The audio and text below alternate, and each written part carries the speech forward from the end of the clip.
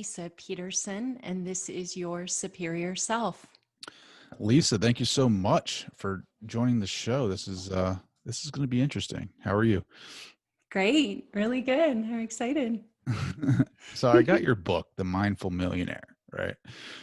But this is like different than any other financial gain book that I've read, because it doesn't just necessarily talk about tactics about accumulating wealth, but it talks about other things as well, about why you may not have it right now for yourself anyway, because of some of the emotional traumas or some type of mindset that you have towards money, which is, I think, is pretty cool. Um, and then you start talking about chakras. Like, I've never seen a chakra reference in a money book before. Um, so why don't you go ahead and tell us like what inspired this book and your philosophies? So, the book was definitely inspired by my own journey with money, but probably far more when I started coaching people about money. And I knew there was a challenge there, having worked with money for 25 years in my career. But when I started coaching people, and I started hearing their stories, and I started seeing that there was a lot of commonality in the different things that people struggled with. And then I started seeing how there was a lot of commonality in the stories that they were Mhm. holding on to. And that was the beginning of looking for some kind of framework. I was like, there is something happening here, and I just want to reverse engineer to provide clarity for people. And that's when the chakras came in, which, yeah, I'd never seen anybody talk about money other than like the root chakra. Sometimes people So talk like, about did you money. have like a hesitation about putting that in a money mindful book? Like, because like this is the first time I've ever seen anybody that talked about, kind of like a spirituality kind of thing with money. Yeah, I didn't think that I would be able to get a book publisher to publish it because I thought it was just me and my weird friends that thought it was cool. But I think because I have this background in money, I'm a certified financial planner. I'm not someone who's just kind of like, hey, this is awesome. Like, it came from a place of experience. And Mm. I think that was, you know, every idea feels like has already been invented or something. And so I don't think I really knew if that was possible. But when it all started to coming together, and if people are familiar not with the chakras, but you're familiar with Maslow's hierarchy of needs, it's actually inspired by the chakras. And so is Joseph Campbell's hero's journey. I mean, there have been a lot of people who've been inspired by this work. And so I was too. And it helped me classify what I saw happening in people's lives with money. Awesome. So like, all right, let's say I'm coming to you as a client or you're my coach, and I have, a hard time with money. My money belief system is jacked up. Like, obviously you probably would do some type of examination, but sort of like a survey or an interview, and kind of see what I'm about and what my finances are. And would you do like not I guess like a spiritual like thing as well? Like, how would you like bring me on? How would you onboard me into your clientele?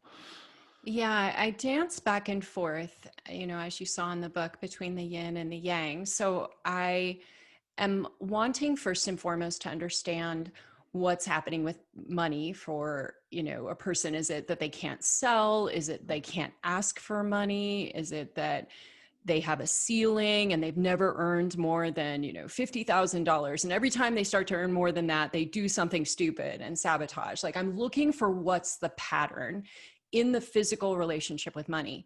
Once we get there, then I start to dig a little deeper of like, what's the challenge? What's the fear? What's the thing that's holding them back? And most of the time, and I just had this happen like a couple hours ago, where I've never worked with this person before, but as she started to tell me her backstory and the patterns of what had been going on, I immediately kick into another kind of zone, if you will, and I literally start to be given information. So in her case, I was like, what happened at 13? And it's so funny because people are like, nothing happened at 13. And then like 3 minutes or like 30 seconds later, oh, wait, this is what happened at 13. And I don't know where 13 comes from, but it happens over and over again. And so, sure enough, the next thing you know, it's like, well, that's when I was doing everything my dad told me to do, even though I didn't want to. And I started losing myself, and it was like, okay, well, that has a lot to do with what's going on with money, because you're often, whenever you try to follow your passion, it's not what somebody's telling you to do. And then off we go, because what happens is once we open understanding of something like that, it never has the same kind of control over us. And it starts to change the way that we show up. It's like, oh, here we go again. I can see the pattern. And sometimes it's as simple as knowing what the pattern is, but a lot of times we need to know where those stories got created in order to do anything different. So that an example, you said you get into this zone and something pops into your mind about being, they didn't say anything about being 13 and just something shows them, like something shows itself to you. So it shows itself to me sometimes. So I'm what you could call clairsentient, where things will happen in my body. Things will come into my mind. I will start getting chills all over. I also am very sensitive. So when somebody's talking to me and they're talking about something that they might not realize has a lot of fear, I hear fear. So I'll go, can you explain that a little more? What's going on there? And they're like, wait, how do you know that? And they'll start to cry. And I've just done this so many times, hundreds and hundreds of times. And in the beginning, when it started to happen, and this was maybe 5-6 years ago, I didn't know. And I'd be like, this may sound weird. Like everything came off that way. Like, this may sound weird, but will you humor me? And then doing it with, hundreds of people, or in a class with 100 people, and being comfortable, because it's always right. Like, it's always right. Not just, it's crazy. And even when people say no, I just sit and I wait. And then within a short amount of time, they'll be like, whoa, wait a minute. It's all unfolding. I get it. And so after a while, you just get used to This it. interview is going to be amazing because I did not know that. And I didn't know that we were going to talk about that, but that is awesome. And I'm excited to talk about your gift and, all of this. This is amazing. So, so you can like pick up on things when it's just not about money, right? Like, I mean, your gift isn't just centered around money. It's everything else that could be associated with your client making money, like the fears that enable them to spend over, $50,000 on whatever, or earn $50,000 from wherever. And you help them realize that, or do you help them work through that by how would you help them out? So what I do, which is probably different than a lot of people who have leaned into these gifts, is I understand fear. And I think it has a lot to do with my own journey, which you read about in the book. I've had some pretty tragic situations, and I have dealt with extreme fears all my life, partly because they happened to me, partly because I was a thrill seeker for many years of my life. But it allowed me to develop this sixth sense around fear. So the reason I can help people, and this is what many people I think struggle with, is they don't always know what they're most afraid of. Mm-hmm. And therefore they go about constructing lives that are avoiding those fears. But in reality, in many cases, especially as an entrepreneur, we find that it is actually the fears, the shadows, the messes. There is in that the biggest opportunities to live a free, incredibly rewarding life. But as long as we push them away and we avoid the fear, we actually are living in a prison of our own construction. I love that.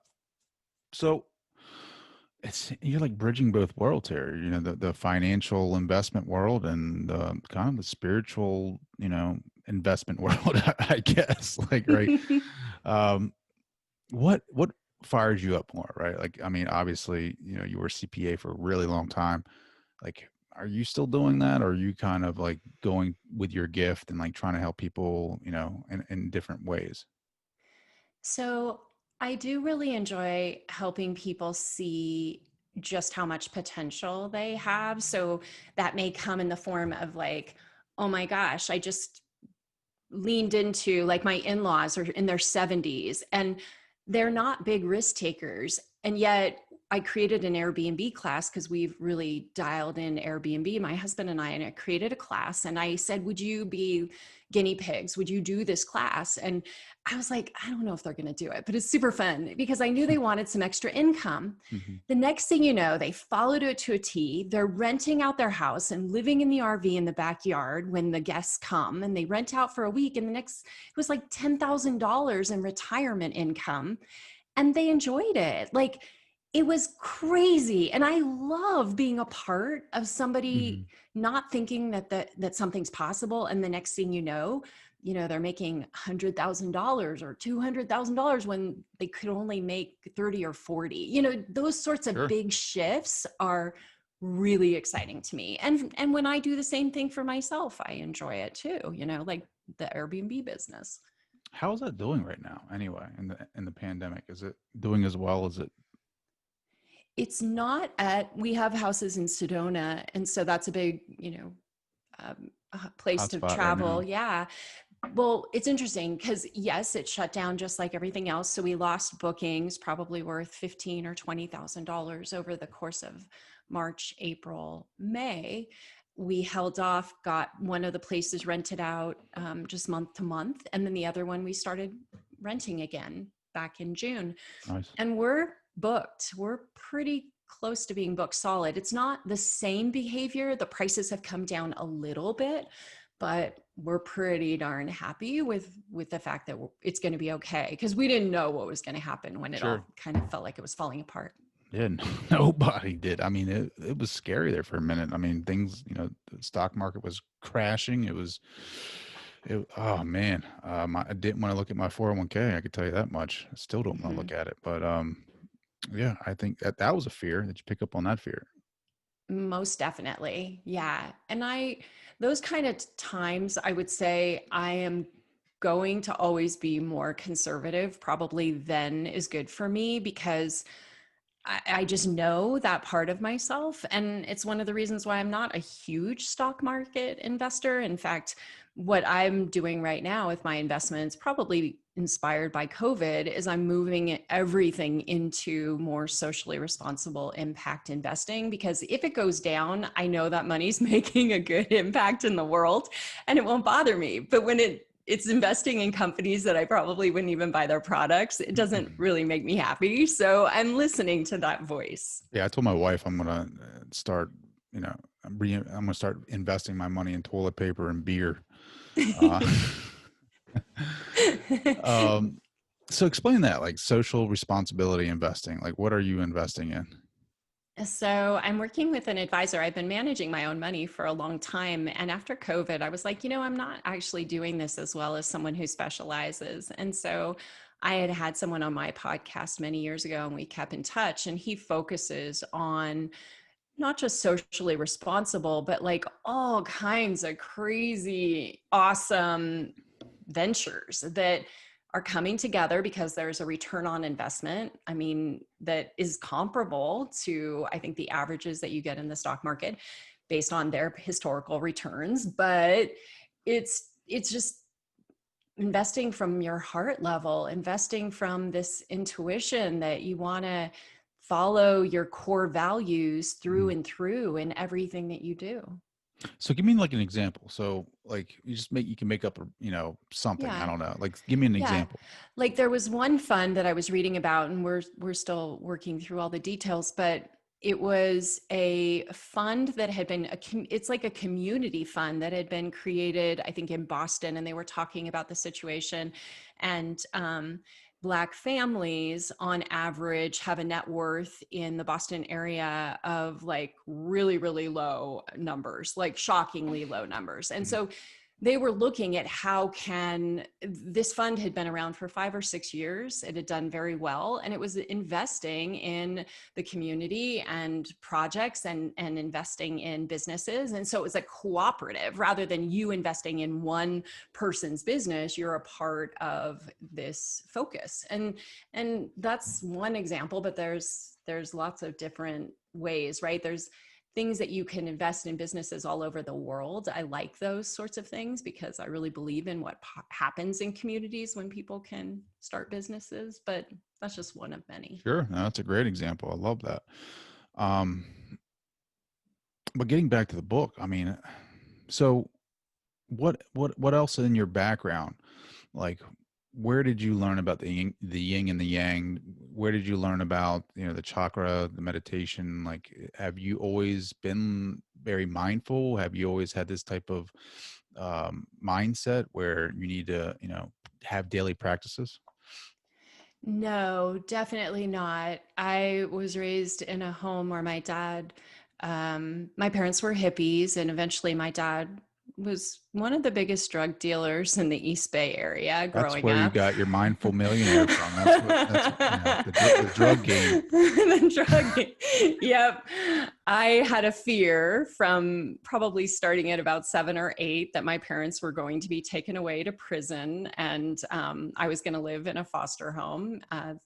It was a really weird way to grow up, but I knew my dad was involved in things that his friends had gone to jail or gone to prison. And so I knew that it was not something that other families were supposed to know about. So um, I I think at 12, I had believed in God, and something inside of me was like, not in the world I'm seeing. There can't be a God. And I checked that off and said, I'm going to be atheist, and I'm going to just focus on making lots of money and being super successful in my career. And it's going to be awesome.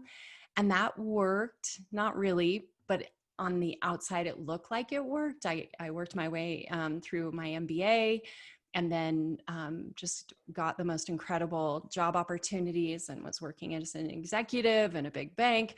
And I came home from work one day and found out that my dad had been brutally murdered by his ex-girlfriend and her boyfriend. Mm. And it was, I mean, really bad. And it just, I just collapsed. And so that was back in 1999. I wasn't even sure I wanted to stick around. It was that painful for Mm. me. Mm.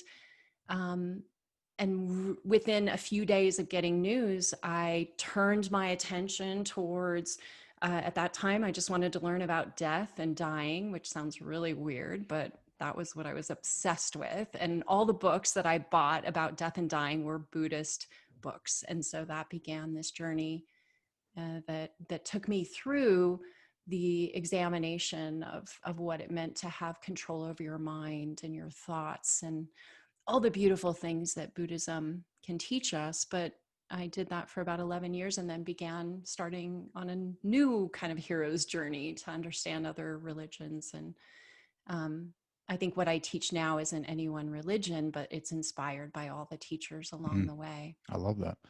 No, I don't think the death experience or the death journey is, I read a lot of near death experience books. Like, I'm just fascinated with it. I think Mm. what inspired that for me was a coworker of mine had lost his daughter, like 7-year-old girl.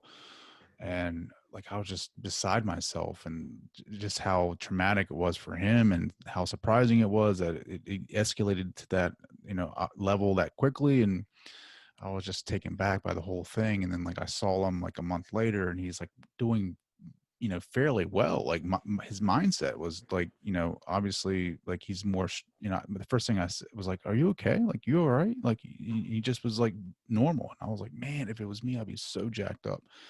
But what I didn't understand was that, like, he was reading these near death experience books and getting in touch with like the mystical side of like, obviously the underground, um, spirituality, like, I'm trying to think, what is mediums and psychics. And like, reading those near death experiences, and those authors, like, comforted him, like, because it was like they weren't the same journey, but they were all very the same, like, as far as like they leave this this realm or this dimension, and they feel this immediate love and joy, and they are surrounded by loved ones, and everyone's experience is different, their stories are different, but it's like, I guess that gave him comfort. So like when I saw that in him, I was like, man, that just like, what is up with that? All right. So like I started researching and like started reading a ton of near death experience books and mindfulness stuff. And I'm still reading them. Like because like, like let's say, all right, for example, I have this guy, coming on the show, not too far from now. He's a neuroscience, not neurosurgeon, excuse me. And he was like all science guy, like, basically I don't know if he was atheist or not, but I don't know what his religion was, but he was like, this stuff isn't real. And then he had a near death experience, and now he's totally changed. He's been on all these shows, and it's just like, that interests me. So like when you talk about like the death experience and stuff like that, like to understand like that life continues after we're gone, right? But not the way that we think it is, like the belief systems that we're raised with. Like, it's so interesting to me. I don't know how much the Buddhist book are great for me. I mean, I read a couple of them. Like, what is the one, the Bhagavad Gita? I read that, and a couple of other books, mystical texts. But the near death experience stuff and the OBEs are really right up my alley right now. Like, so I feel you. I mean, I'm right there with you. So I got you. I just finished some Robert Monroe material today. I read all 3 of his books. I don't know if you're familiar with that or not. Mm-mm. No. It might be a little woohoo for a lot of people, especially since we're talking about financial stuff. But it is basically like being able to, I don't know. Did you read near death experiences stuff? Like, Oh yeah, I yeah. do. I do past life regression hypnosis. Yes. Okay, I've been trained. I'm certified. So yeah, I'm Yes. That is all. Where'd you get certified at? in Sedona. Funny story. I was willing to go anywhere in the world, and I started researching, and it was like, you're supposed to get, trained as soon as possible. I'm searching, and then all of a sudden this gal pops up, and I clicked, and she has a class that she's offering. It's like 2 weeks away, and it's literally 4 minutes from my house. She's been teaching and doing past life regression for like over 50 years. Wow. So like, all right. So I just went on vacation and went to this place, and I bought this old book. Like, it was like an old secondhand bookstore. It's like clinical and experimental hypnosis, and it's like from 1970s. How long does it take to get certified in that past life regressions? So it was a week-long program every day, all day long. And a lot of it was going back and forth and doing it with other people that were in the class. And it was a pretty small class.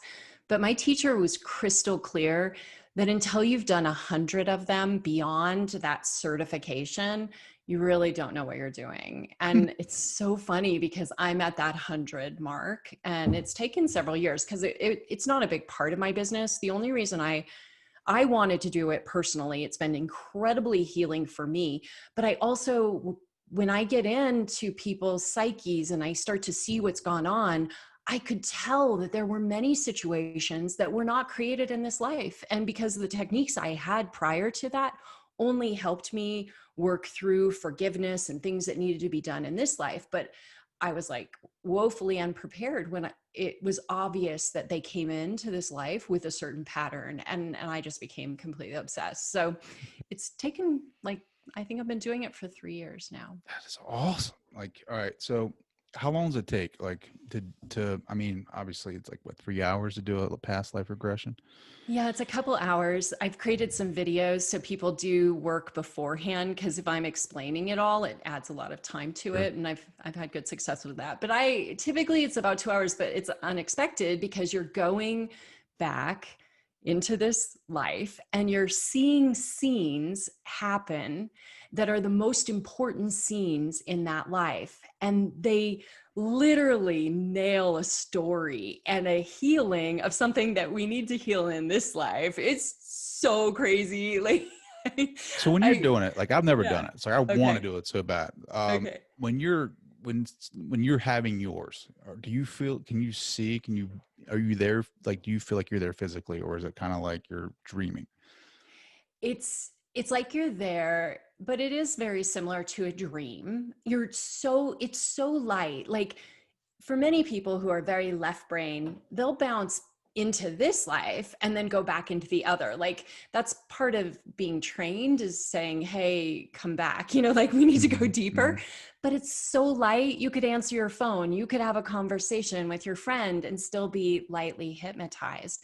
um, so what happens is, when we start training someone to do it for the first time, there will be some questions like, can you smell? Can you hear? Do you see colors? Do you see anything? Like, some people don't see anything, they just have a sense. Other people see everything in vivid colors. Mhm. It's fascinating, but the story is the thing that you're there to witness. And so you let the story unfold, just like a movie, if you were sitting down to watch a movie. That's awesome. Um, what was your past life like? What your most recent life? I guess that you lived. I mean, right now, obviously, you're an author, but you know what I mean. Yeah. Like, um, I've seen lives probably as close as in the 20s or 30s. And um, so I was born in 1966, and I don't recall, or I have never seen anything probably in the life, maybe between, but I've seen in the 20s. And I've been both men and women. I also think it's interesting because my husband, who I've been together in this life for like 33 years, he keeps appearing and we flip flop. really? So it's fascinating. Like, That's sometimes cool. I'm here to support him, or he's here to support me. And it's like really cool. That is cool. So, like, soulmates for sure. Yeah, That totally. is awesome. So what made you want to do the past life regressions? Like, did I miss something? Like, you said something, there was like a sign or a feeling or something that you had to do that, or what? Yeah, I knew that there was a tool that would help me help people more. And I had enough cases where I felt like the stories were going beyond this life. And so that made me curious. And then once I leaned into it, oh, I know what happened. I hosted a retreat in Sedona, and one of my clients who showed up to attend is a hypnotist who focuses on weight loss and other things, but she was able to do, well, we were doing some work at the retreat, and I asked her to help me because I could tell that this was coming up. I said, could you help me go into another life? And she's like, sure. So we tag teamed this experience in the retreat. And then I was like, wait, can you do that with me? So after, like, right before dinner one night, we went in and I started seeing the lives, and I was like, oh my gosh, this is Well, did you think amazing. it like, did you think it was like, oh, this isn't real? But like, I mean, did you, I it think helps to believe so. in it, though, right? It helps to believe in it a little bit before you get into it. I I don't know what I believed. I'm pretty open and flexible and receptive, but because I had never done it before, I didn't know what to expect. Yeah, I think And you just got to be yeah, open-minded to it, right? Like, you just got to yeah. be open-minded to the entire thing, because people always are trying to prove it wrong. But you know what? What if it is wrong? Who cares if it's wrong? It's a cool experience. Like, it's I don't know. Like, I've Well, had some great conversations with some medium friends, and it's like I've had conversations with friends who are like, oh, that's bullshit. Like, it's not real. It's like, you know what? If who cares if it's not real? Like, it's a cool idea. You know what I mean? Like, it's just an awesome to think about, past lives that we've had. And it's like, who says it's not, think about it right now. We're having a conversation. We're here now on this earth. You know what the odds are of you and I having a conversation right now? Like, our parents had to meet at a certain time, certain location, and get it on and have me. Like, I mean, and my grandparents had to meet and do the same thing. And my great grandparents had to meet. So it's like the odds are insane that I'm sitting at this desk having a conversation with you. Why is it so outside of the mindset to think that we've had multiple lives? Like, it's just nuts. It really is. But I also, doing so many of these, I start to question, like, well, where do stories come from? Like fiction-based stories, because it literally is like the stories that you read in a book, but somebody's spontaneously creating them in a matter of an hour or two. And they're incredibly elaborate stories, like that people who have never written a book in their lives are coming up with. And they would have said they could have never come up with something. And I mean, these are rich stories that I have nothing to do with. I literally ask questions. Sometimes people will do the work for another person. That isn't what I do. I'm literally helping them tell me the answers to questions. There's no leading. In fact, that's not really helpful because you want them to have their experience. So where does it come from? Yeah. Yeah. Yeah. What's been the most memorable one for you that you facilitated? So it's interesting. I probably could come up with ones, but here's, let me see. Okay, there is a story. So a woman who was a man in a previous life, and I can't remember the challenge, but it may come out. Oh, it was something about stealing, about not feeling that she deserved the money that she was making. And so in this life, uh, this boy, the scene starts where a boy is like took his time coming home and comes around the corner and his house is burning down and his whole family is in the house. And so he's losing everybody. And he was maybe 7 or 8. And when we go back to the next scene, it turns out that he kind of became, this is back in like the 40s, 30s or 40s in the United States, it seemed. He ends up becoming like a ranch hand, and he lives in a barn, and he lives like, he sleeps on the hay and he helps out in the family. Um, I think things that are like a ranch, and there's animals and other things that he helps out on. But he has this fascination with the woman of the home. And it wasn't until we did the life review that it turns out that this woman reminded him of his mom, who he had lost when he was 8. But at some point, this man ends up going into the house when they're gone, and the person that my client was, and steals this jar of money and brings it into the barn and hides it. But he decides in his mind that the money is going to be used because he's going to woo this woman away to like fall in love with him. And they end up finding the money, and he's hung and killed as a result. So they're not all this graphic, folks. Like, I just want to say sometimes they're really mundane and boring, but there's still a meaning.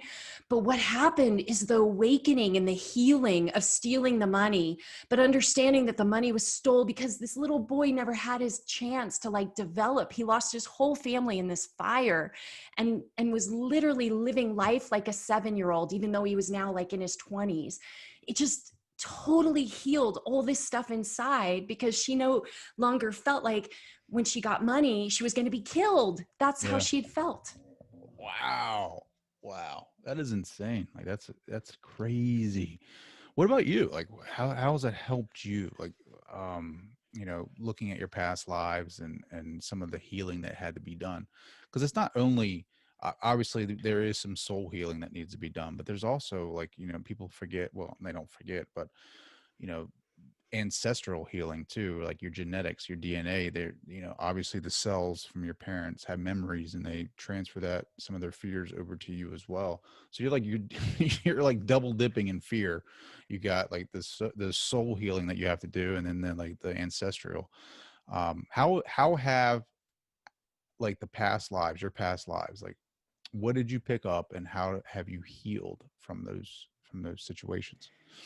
So it's probably helpful just to mention, because we haven't talked so much about this, that I have been, ever since my dad died, I have been on a super intense spiritual journey, and I'm a daily meditator, which gives me powers of controlling my mind at levels that most people don't have, because it takes years and years and years to develop this. So past life regression is helpful to me. It's not always this way for other people. We help, but if I see a belief appear, And I can't get to the bottom of a belief that I know has come up over and over again. And so a few years ago, after I had been trained, and I went back to Mary Elizabeth and I said, I have a belief that I am going to be harmed if I speak my truth. And it goes beyond this life, and I see it showing up. And the more I try to write this book, I can't do it unless this belief goes away. I can't do this business. I'm too afraid. And so we went in immediately. I, wake up basically in this scene back in Rome or ancient Greece. It's hard to tell exactly, thousands of years ago. And long story short, my dad dies. I take over rulership of this area. I'm a very kind and benevolent leader, and everything starts falling apart. So I'm thinking I'm doing the right thing, but the times really were harsh and brutal. And my younger brother was like, "You're wrecking it for everybody. You're not taking care of business. Like, people need to be killed when they don't do what they're supposed to do. I don't know, bad things." And I was like, "Absolutely not." And ultimately he killed me because he was like, "You need to get out of the way Oh and let me take my over." God. And I kid you not, that was done. And I've never been afraid of sharing. Like, the book would not exist if I hadn't done that work. It was gone like instantly. Game of Thrones stuff going on over there. That's nuts. You need Totally. to write a book about that. Like, seriously. You should have put that in here, Mindful Millionaire. And then, you got your chakras and your meditation / past life regressions too. Like, that's all. Do all your clients know that you do past life regressions? Cause that's a bonus. I must still be in the closet. I think some people know. Well, When it's you're out writing a now. book, It's out yeah, now. you can only focus on so many things. Oh, that's what you need to be focusing on. Yeah. So you can get, you can get your 401k investment jacked up. You can get your portfolio fully done. Also, you can get your past life regression if you want for, half price with the membership. So you said you could read people's fears, right? So how does that work? Like, so is it like a intuition kind of thing? Do you just, when you talk to people, you can kind of like feel their energy? How does that work? Yeah, I mean, you can call it feeling their energy. Like I said, when people speak and they start to get close to the fear zone, everything changes in their way of being. Um, and How that's do you know, something. where's the fear zone at? Like, where is that? So, I mean, really, really quickly, all it takes is tuning in to what are you most afraid of? Hmm. What are you most afraid of? Sometimes, I mean, the cool thing with money, I mean, from my perspective, is that you don't have to look very far to find fear. It's somewhere in there. Survival or worth, or, there's so many things tied up in money. But I think that's why it makes my job easy, is once we focus on money, then fears come out, people share them, and I literally tune in to what's happening in my body, what's happening in their body, what's happening, what voices am I hearing? Wow. That's awesome. I love that because it's like, I don't know. I think money does cause a lot of fears, right? Like, one of my fears with money is like, what is enough? What is enough? What is the number that is going to be enough? Like, is there, before you can actually give yourself permission to like relax a little bit, right? Like, to kind of be like, all right, you've done what you're supposed to do, you know, just chill out, like, just enjoy, right? Like, I don't know, that worries me sometimes. It's like, when is it going to be? Because like, the more money that you make, you just kind of live at that level, right? Like, you live at the next level, you get a raise and it's like, oh, I got a raise, so now I can do, you're just basically, increasing your purchases. Like, you're living at that next level of your income, right? Like, you get a 15% raise and you're going to start living, you're just going to buy more things. Well, that's what a lot of people do, and that's what we've been trained to think of. I think in my own journey, I did all of that, and then was doing all this inner work. And at some point there was an intersection of, holy crap, all this stuff is actually part of the problem. And then it became like all about minimalism. Like, and then we found that that wasn't it either, but we keep adjusting. I think we're after, 30 years of working on it, we're in a really good place. But you know what I mean? Like, Oh, you try one thing and then you're like, it's well, just like, maybe that's not it. yeah, well, yeah, that's exactly right. You try something, try it on, see if you like it. I think it's just, for me, it's just like, we're never gonna be like that fear of being broke, right? Like of just being homeless. Like, oh my God, I'm an entrepreneur. I just lost everything. Like, unless you absolutely have no friends or family, I don't think. I mean, maybe I'm wrong. I don't think anyone will ever get to that point, right? I agree. I really, really, really agree with that. That there are always going to be options. There are always going to be ways, even if it's working with a group of people to grow your own food. Like, there's always going to be options. And I think, like, you might not be living at where you were, that maybe, I mean, I don't know, an entrepreneur, I don't think an entrepreneur is ever like 100% comfortable. I don't think they're like, no worries. I think there's always going to be a worry, right? Like, there's payroll, there's, I got to pay someone else's salary, their kids depend on me. There's always other worries that you have. My thing is like really trying to be in the moment, like just really like right now, there is no worry, right? Like there's you and I having a kick-ass discussion about past life regressions, sprinkled with a little bit of financial stuff. But there is no worry in the present. Like we forget that, we get so wrapped up in the ego of, fear, worrying about the past and the fearing the future, what it's gonna bring. I mean, we never capitalize on the moment. We never really say, hey, look, this is where it's at. This is the gift, right? Like this is right here, like feeling the emotion, like remembering this moment and being all in it and remembering it. I mean, I'm guilty of that. It took me a long time, a lot of trial and error, a lot of mishaps, a lot of failures to it's funny. It's like, I was a hardcore entrepreneur. Now I'm like a hardcore in the moment guy. Like I was so worried about building a business and, worrying about, being successful and having those external rewards, those external trophies, those external um, ideas of what I needed to be successful, that I totally was never in the moment, never, really in the moment. And that's where, like, that's why we keep coming back. Like I'm a reincarnation. Obviously you're a reincarnation, believer as well. But that's why I believe that's why we keep coming back is to feel that humanness, that human emotion. Like I was giving my daughter a bath and like, she's going to be 2 in December. Mm. And like, I'm just sitting there, like sitting on, cause like I'm older now. So I'm like 37. So like, it's different. I have 3 kids. Cam's 10. My daughter just turned 8 and she'll be 2 in December. And when I was younger, I was a very loving dad, but it was like, again, I was, hustling, doing the work thing. So it was like, giving a bath. I was like, hurry up, get in the bath, let's go.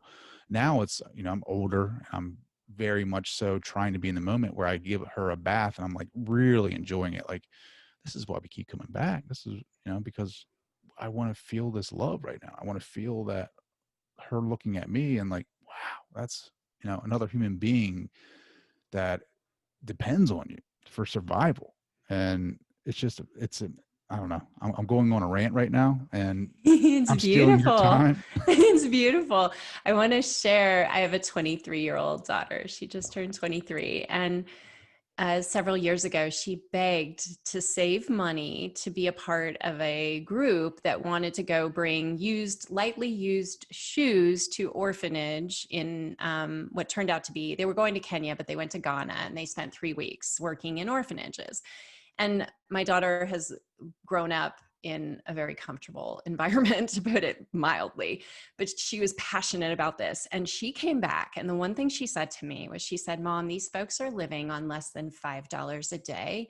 And I want to be crystal clear with you that they are the happiest people I have ever met in my life. That's awesome. That's awesome. Like, put that in perspective. Like, I don't know. I just wish, like, I don't, I'm way better than what I used to be. Like, just obviously Um, there's just a lot, the ego, like you got to have this Facebook, showing it in your face all the time. Like, um, I think what has helped me is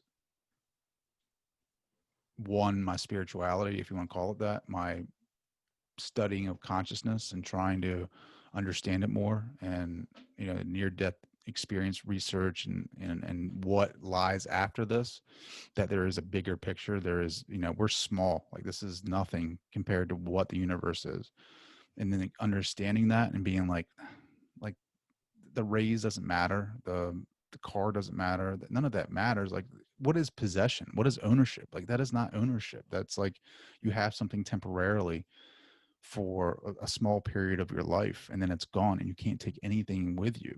Like, the only thing that you take with you is obviously that consciousness into the next dimension, but the knowledge that you obtain. So like, my thing is, it's not how much you obtain, it's the knowledge that you learn, right? Like, that's what you take with you. And so like, I'm obsessed with like studying new things and taking that with me into whatever next life, so that way it doesn't take me 37 years to become more aware. Maybe I do it in 25. I don't know. But yeah, I don't even know where I was going with that, but that was a nice little thought. What was I going to say? So you're very interesting.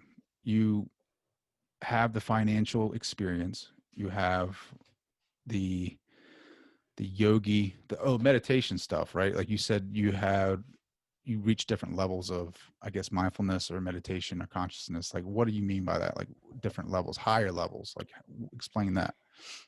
So, what I've learned over this 21 years is that exactly what you were talking about, that in the present moment, we can be everything, we can be all. And I think that the challenge is, I understand, because of my own intimacy with pain and suffering and a really, really loud negative critic for much of my life, I understand the difference of what it means to live with that voice running the show and silence running the show, and being in pure awareness, running my life from pure awareness. Now, it doesn't mean that I stay in that state all the time, but I know it's there waiting for me in seconds whenever I want to tap into it. And I can go and I can play and I can imagine that all of this is completely real and true, and that I'm helping people. Like, that's a really funny one. Like, I know that that's not really what's happening, but I can play. It's like a movie that isn't totally real in the way that the ego identifies with it, in comparison to that moment of silence and grace and love. That and when I say love, like unconditional love, like no matter what anybody's done, no matter what the story is, absolutely refusing to let anyone be outside of your heart, and knowing that's the truth as opposed to all the other stories. Ooh. So, like, you said something that caught my ear. You said, like, to think that, helping people. Do you not believe that this book will help people? Do you feel like that? Do you really think that you're not helping people? I think that my ego thinks that there's a job to do and that I'm here to help people. But I think that the higher awareness is very clear that it's merely a reflection Mm. of my own inadequacies, that thinks that anyone actually needs anyone's help, because we are perfect and complete and whole. We're just living in this experience that tells us that we're not, and it's really, really seductive. Sure. But I know the difference, and that changes everything. It doesn't mean that you're completely free of suffering. It means that you just don't sit there for very long. Like, it's a temporary state, and it doesn't have that much impact. Sure.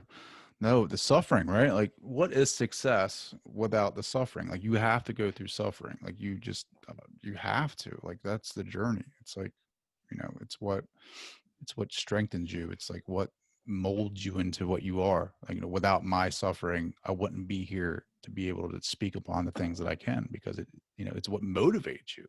It's like, something happens to you that just sucks, but it changed you. Like, it took something tragic, like your father being murdered, to to change something in you. I mean, of course, that's terrible. It's like the worst case scenario, but it happened and you had to go through suffering. Now look where you're at now. Like, and now I guarantee you look at it totally different than what you did back then.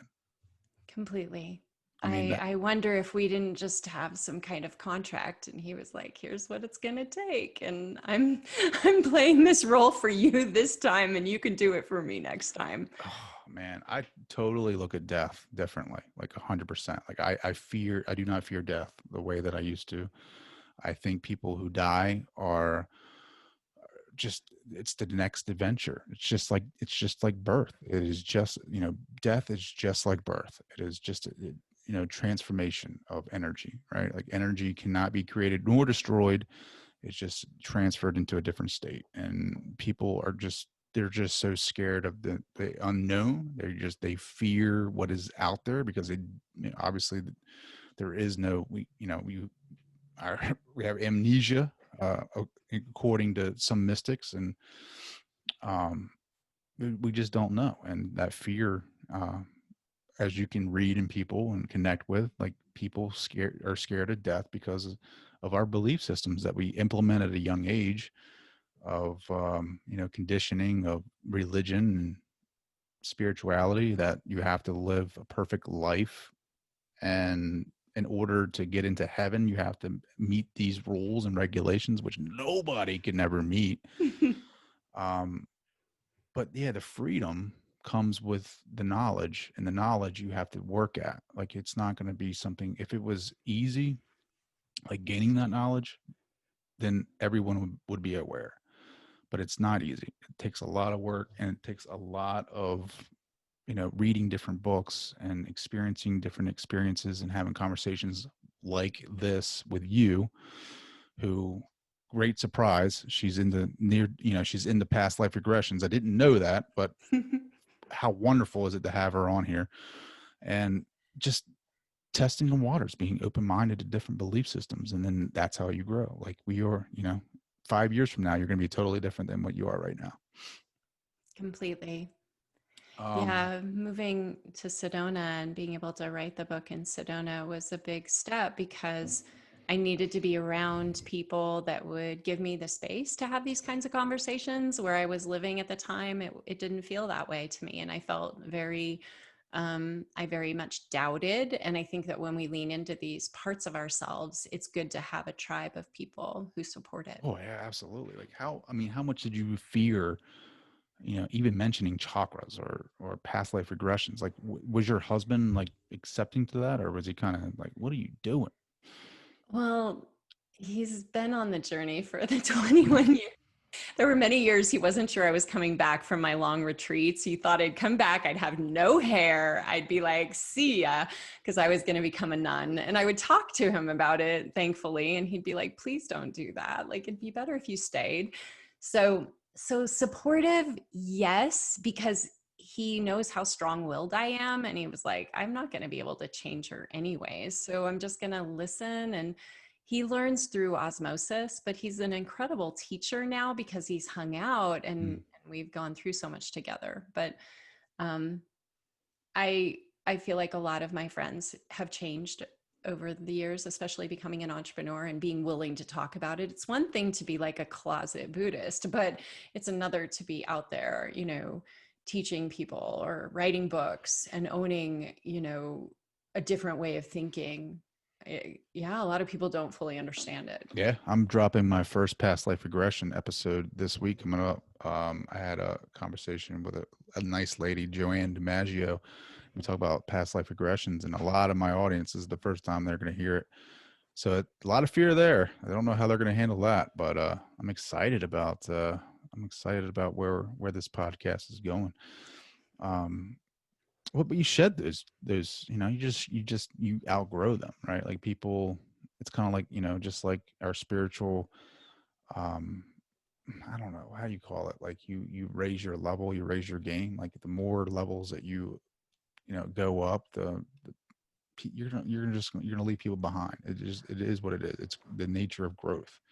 The And more there's that you, not as many people interested in this quite yet, yeah, not in the way that maybe you and I are used to before this? But I think there's going to be an awakening to this. I think there's going to be a lot more. I think you're going to see an increase in these conversations. I just think, with I call it like a consciousness revolution. I think that's going to be the next thing. We had the agricultural revolution, you had the industrial revolution. I think you're going to have, like, after 2020, especially with this pandemic, I think you're going to see like a consciousness revolution where people are going to be more awakened to things like this, these methods. I'm When you definitely have going to push it.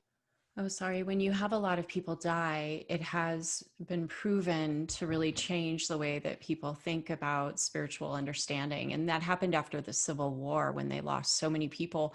The spiritualist church actually came out of the Civil War because people were badly needing to connect with their deceased, loved ones. And that took off, and it still exists to this day.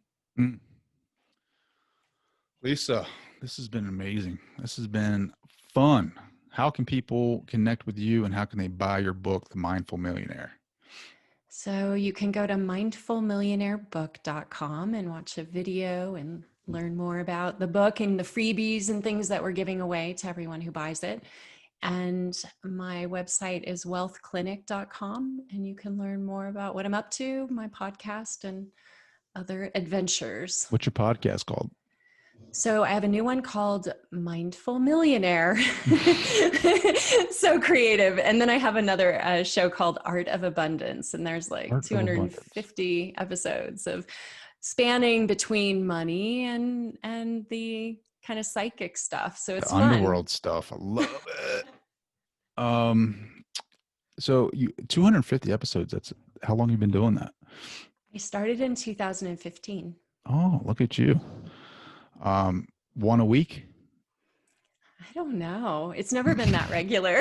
It's like sometimes I'll do a whole mess of them and then I'll go a month without. I'm going to check that out for sure. Leisa, what do you want your legacy to be? I don't know if I really think about it in that word, but I'm going to just see what comes through. I want to be known, if that's what we're asking here, that I was able to show people a pathway to finding unconditional love in all areas of their lives. That's the most important thing. That. Best answer in a while. Thank you so much for joining the show. This has been amazing. You've been an amazing guest, full of surprises. Yeah, definitely check her out. Leisa Peterson, author of The Mindful Millionaire and facilitator of past life regressions. Keep that on the download though. Thank you, Leisa, so much. Thank you, Trey. Thank you, listeners.